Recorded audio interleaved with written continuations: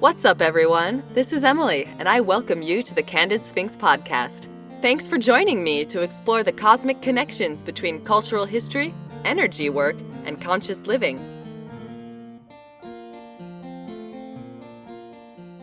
This year of grace, 2020, has called for a lot of staying indoors, hasn't it? For many, it's been one long season of comfy pants, questioning existence, snacks on snacks, and hovering by the window to surveil the neighborhood like a vigilant dowager. In truth, that's not all that different from my non-global meltdown routine. Others have had to constantly be out there during extremely disorienting times, and for that I say thank you to each and every essential worker there is. Most everyone now has had to deal with an enforced sense of reclusiveness, whether physically, mentally, emotionally, spiritually, or in a mishmash of all of those ways. It's had me thinking of the hermit. Yes, that hermit. Black robes, milky knee-length beard, walking stick, lantern, cave, doing away with society and its superficialities. The unsociable warlock who'd rather occupy a hovel in the earth than entertain small talk in shallow minds. Funny notions come to mind, sort of mean-spirited ones. For many, the word hermit sounds synonymous with a squatter who hates mankind, skins rats alive, and talks to bones. And who's probably a creepy religious zealot, too. It may have to do with Western culture's subtle aversion to introversion. Those who prefer a withdrawn life and keep little to no company must have something weird going on. You should be out there making friends, hooking up, settling down, buying stuff, buying more stuff, and plastering it all over social media to escape dying alone. Whoa, sorry. All stereotypes aside, to me, the hermit's life is not freakish, or some outcome to be avoided at all costs. It's a life of introspection, finding a sense of high living from simpler means, and making dazzling inner discoveries in the absence of quite so many stimuli. With things changing out there, and more spent time ruminating inside of our heads, on some level, like it or not, we can all relate. So let's perhaps view the hermit in a kindlier light. There's no need for any of us to abandon our cities or circles of acquaintances for shelters hewn of living rock. Though there's plenty to learn from the hermit's ability to just sit alone and heal from within, without blaming or holding expectations of others.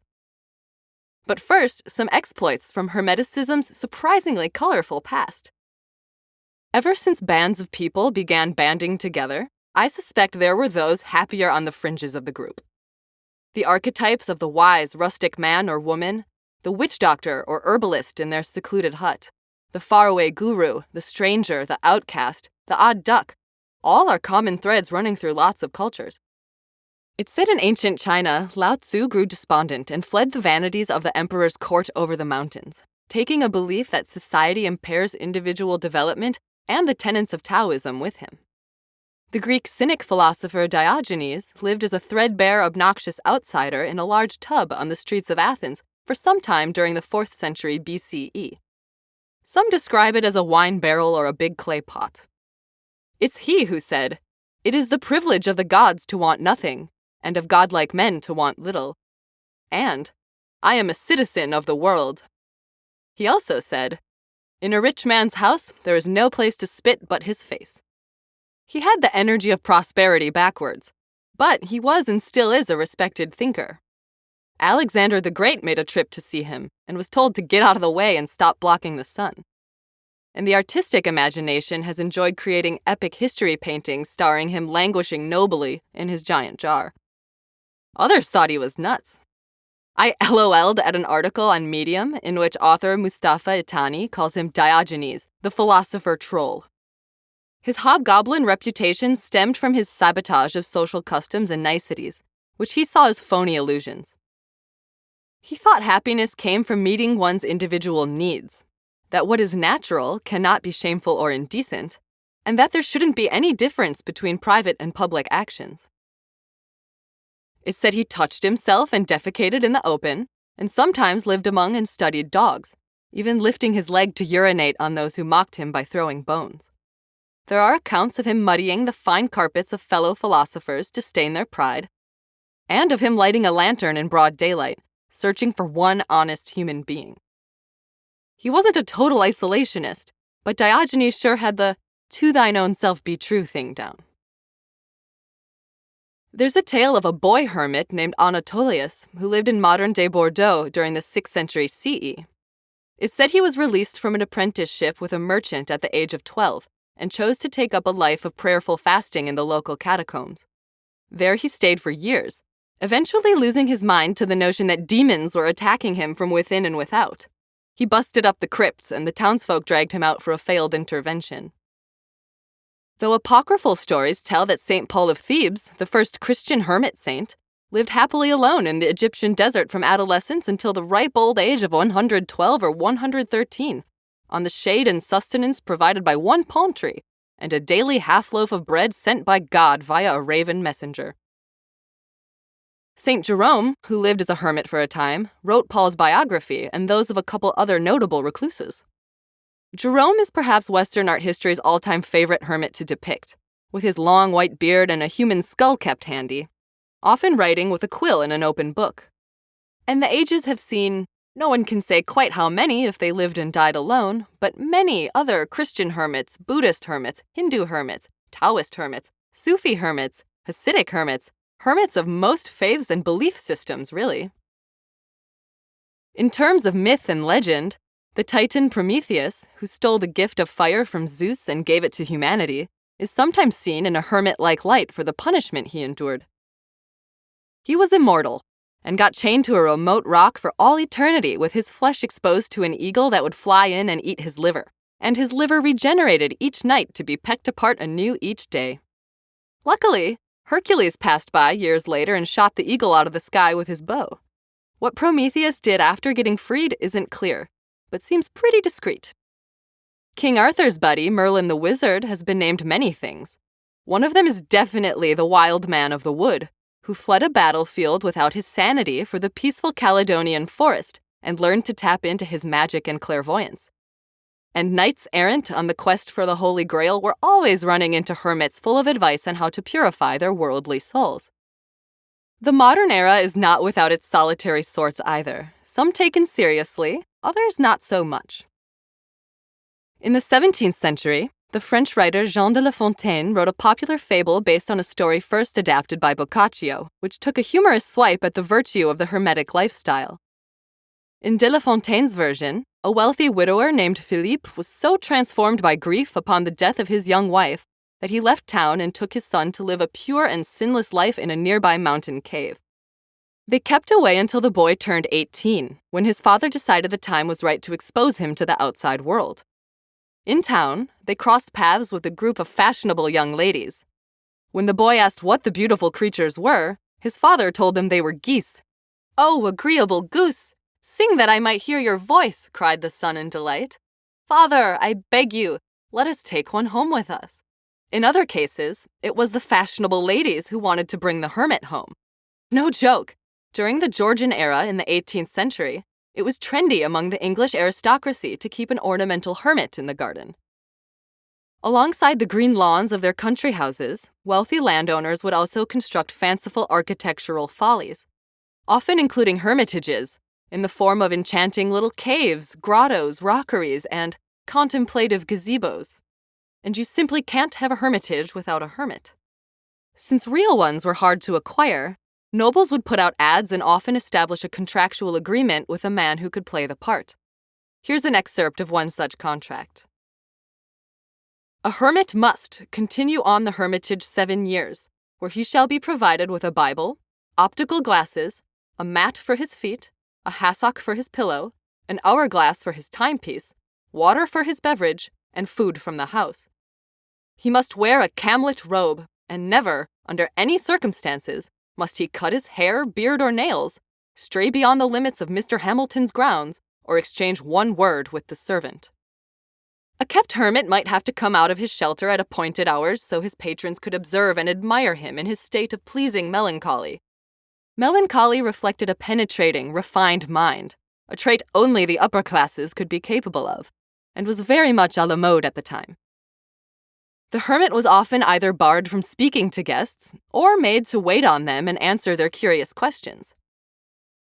But if he could last the full 7 years, he would receive a princely sum of 600 to 700 pounds, enough to never have to hermit himself out again. Across the pond the following century, Henry David Thoreau secluded himself in the wilderness near his hometown of Concord, Massachusetts, for 2 years, 2 months, and 2 days. It was the famous sabbatical from civilization during which he lived on Walden Pond. Thoreau was a transcendentalist. He saw the spirit and intelligence of God in every being and in all of nature, a mindset that just might resonate with you too. He went to the woods to live deliberately, to suck the marrow from the bones of life to be sure he hadn't missed something important when he reached death's door. Were secrets of existence revealed to him? In his own words, "I learned this, at least, by my experiment, that if one advances confidently in the direction of his dreams and endeavors to live the life which he has imagined, he will meet with a success unexpected in common hours. He will put some things behind, will pass an invisible boundary. New, universal, and more liberal laws will begin to establish themselves around and within him, and he will live with the license of a higher order of beings. In proportion as he simplifies his life, the laws of the universe will appear less complex, and solitude will not be solitude, nor poverty, poverty, nor weakness, weakness.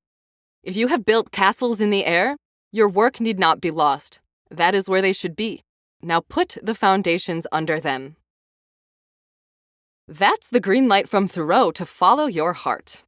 Your world both declutters and expands beyond the limits of others. You align with the one consciousness that pulses through all creation, revealing beauty instead of burdens, and your own principles, purpose, and the path forward come more clearly into view. He only did a short stint compared to the lifetime commitment made by others, but Thoreau's reflections refer to the most valuable possession of the hermit, the home within, that place in your heart where no one else can truly go. It's there we can practice a form of detachment that welcomes in the greater flow. It's the place that will never forget its innate connection to divine source. I know, it can be a dark, cavernous place too, though any turbulence within the home base of the heart is really presenting an opportunity to heal and to know yourself better.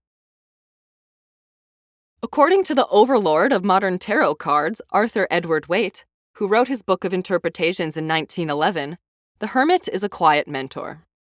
Living discreetly, the hermit has reckoned with the many layers of himself and of reality, and stands ready to share his gifts of understanding with those who seek his wisdom, not necessarily to hide out of sight. The hermit is a guide offering a type of nomadic sanctuary, a placidity inside of oneself, a deeply rooted connection to source that can be carried wherever one goes. After all, his lantern does cast a glow for everyone to see. So while human practice has been kind of iffy through the ages, in theory, the hermit has chilled alone and done the inner work that allows him to greet all with love. He's learned to dwell peacefully in his own center, without a dependence on outer approval. He's learned that tending to the truth of one's own soul is a bold way to serve and honor all creation. His self-exploration and ego mastery has revealed more of this energetic universe to him. He has assumed his place as an equal piece of the whole, and he really has nothing left to prove, just to be. Those who grew up as only children like me may have a slight advantage. Without time alone to keep my own counsel, I turn into a total Grinch. Though I know finding serenity and introspection doesn't come easily for everyone. The company of others can give us a real sense of purpose and can divert our buzzing minds. But true change and healing only comes from within, and that's what makes the hermit so great. He shows us how to calmly wrangle with what's going on inside. To channel your inner hermit, you don't have to ghost everyone you know and love, but you do have to face yourself. One of the best methods I know for finding deeper inner peace is a practice often called shadow work. Sounds spooky, but it's really quite illuminating. It just takes vulnerability. In essence, you acknowledge the fact that we all have a darker streak within us. The light wouldn't look so light without the dark. They are two sides of the same coin. It's that piece of us that spits out fear and anger and succumbs to the criticisms of the ego mind, the piece we'd rather slick some veneer over and not fess up to. Definitely not what you'd fling out there on a first date. When dealt with lovingly, it's the piece of us that shows us how to free up our hearts. I've uploaded a short hermit-themed shadow work meditation to the Candid Sphinx website and YouTube channel, So do check that out. But here's the most straightforward way of trying it out yourself that I can think of. Next time you're feeling downright nasty, for whatever reason, find a few moments in a quiet space and do 3 things. 1. Ask yourself, what hurts right now? 2. Really feel and accept the hurt. 3. Then ask, what can I shift to heal this?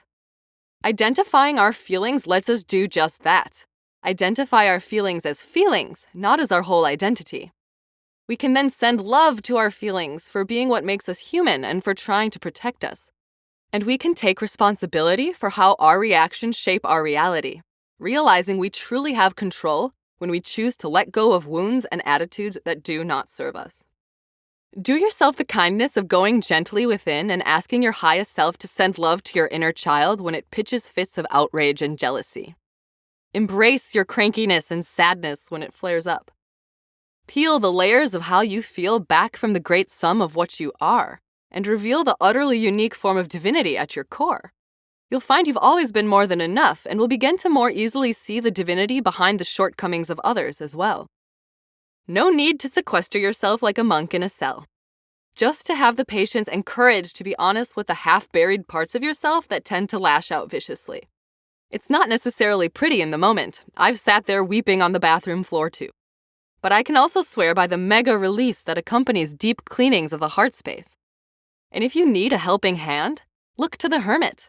Not as some scraggly old Grim Reaper, but as a guide who can help us learn to operate from the stillness of self-acceptance. Such stillness may be earned in mindfulness and meditation, but it does not necessarily rob you of the excitement of life. It sort of opens up a new realm with less agitation and comparison, and more room to be filled up with what really inspires passion on a personal level. The beams of the Hermit's lamp raised against the night can put a spotlight on our inner treasures and the knowledge that there are world-building forces within each and every one of us. As always, it's been a pleasure. We'll talk soon. Until then, take care and feel free to visit candidsphinx.com for healing sessions, meditations, antiques and vintage treasures, freebies, and more.